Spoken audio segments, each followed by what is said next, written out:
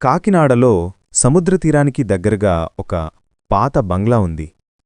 ఇప్పుడది పాడుబడి చెట్లతో ముళ్లతో కప్పబడి ఉంటుంది. కాని 100 ఏళ్ల క్రితం అది ఒక పెద్ద వ్యాపారవేత్త రామచంద్రయ్య కుటుంబానికి ఆవాసం. రామచంద్రయ్యకు వ్యాపారం బాగా నడిచేది. కాని అతను చాలా అనుమాన స్వభావం గలవాడు. తన భార్య, పిల్లలపై కూడా నమ్మకం పెట్టుకోలేని స్థితికి చేరుకున్నాడు. ఒకరోజు అతనికి వ్యాపారంలో పెద్ద నష్టం వచ్చింది. అప్పులవాళ్లు ఇల్లు చుట్టేశారు. ఆర్థిక ఇబ్బందులు, మానసిక ఒత్తిడి, అనుమానం ఇవన్నీ కలిసి రామచంద్రయ్యను ఒక భయంకరమైన నిర్ణయం తీసుకునేలా చేశాయి.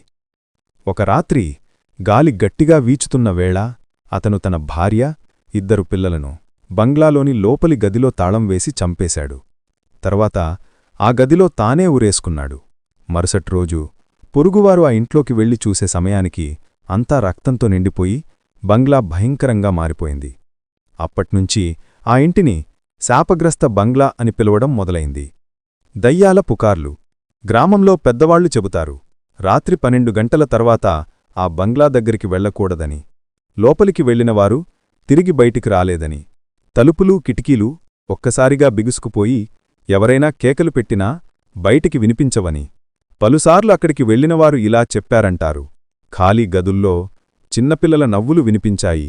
ఎవరూ లేని గదిలో బాణసంచా పేలుతున్నట్టు శబ్దాలు వచ్చాయి. తెల్లచీర కట్టుకున్న స్త్రీ అద్దంలో కనబడింది, కాని వెంటనే మాయమైపోయింది. ఆసక్తి కలిగిన యువకులు 2010లో కొంతమంది యువకులు ఈ కథలు నిజమా కాదా అని తెలుసుకోవడానికి బంగ్లాలోకి వెళ్లారు.